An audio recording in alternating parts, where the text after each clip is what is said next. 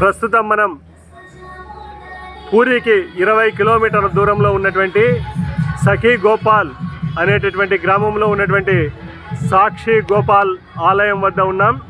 ఇక్కడ కొలువుదీరినటువంటి దేవుడు సాక్షి గోపాలుడు, శ్రీకృష్ణ భగవానుడు ఆ పేరుతో ఈ ఆలయంలో కొలువుదీరి ఉన్నాడు.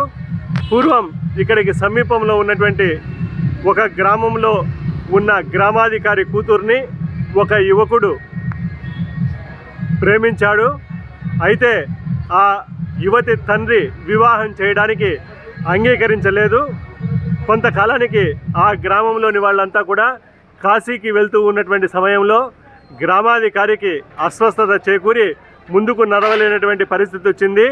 గ్రామంలో ఉన్నటువంటి వారంతా కూడా గ్రామాధికారిని ఇక్కడే వదిలేసి వెళ్తూ ఉండడంతో ఆ గ్రామాధికారి కుమార్తెను ప్రేమించినటువంటి యువకుడు ఇక్కడ ఉండి గ్రామాధికారికి సేవ చేసి స్వస్థత చేకూరేలాగా చేశాడు.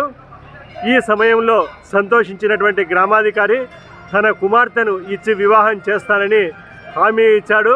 అయితే ఆ తర్వాత కాశీకి చేరి తిరిగి గ్రామానికి చేరుకున్న తర్వాత తన ఇచ్చినటువంటి మాటను మరిచిపోయి ఉల్లంఘించి దీనికి సాక్ష్యం ఎవరు అని అడగడంతో ఆ యువకుడు వేణుగోపాల స్వామిని శ్రీకృష్ణ భగవానుడిని వేడుకొనడంతో శ్రీకృష్ణ భగవానుడు సాక్ష్యం చెప్పడానికి గ్రామానికి ఆ యువకుడి వెంట వెళ్తూ ఉన్నటువంటి సమయంలో స్వామి వెనక వస్తున్నారా లేదా అని తిరిగి చూడడంతో స్వామివారు ఇక్కడే శిలామూర్తిగా కొలువుదీరిపోయినట్లు, తర్వాత స్వామివారు గ్రామాధికారి వద్ద సాక్ష్యం చెప్పడంతో తన కూతుర్ని ఆ యువకుడికి ఇచ్చి వివాహం చేసినట్లుగా చెప్పబడుతోంది.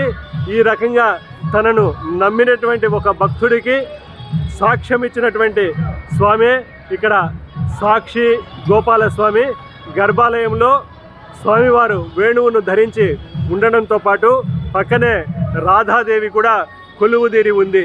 ఈ స్వామివారిని దర్శించడం వల్ల ఎప్పుడు కూడా స్వామివారు మన వెంట ఉండి మనకు అవసరమైనప్పుడు రక్షణ కల్పిస్తాడని భక్తులు నమ్మకం.